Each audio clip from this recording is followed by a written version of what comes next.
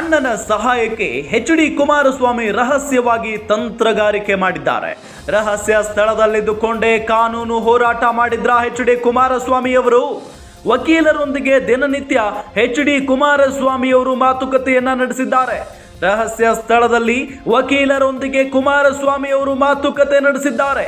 ಬಹಿರಂಗವಾಗಿ ಪ್ರಯತ್ನ ನಡೆಸಿದ್ರೆ ಟೀಕೆಗೆ ಗುರಿಯಾಗುವ ಆತಂಕ ಇದೆ ಅವರಿಗೆ. ಹೀಗಾಗಿ ರಹಸ್ಯ ಕಾರ್ಯಾಚರಣೆಗೆ ಇಳಿದಿದ್ರಂತೆ ಎಚ್.ಡಿ. ಕುಮಾರಸ್ವಾಮಿ ಅವರು.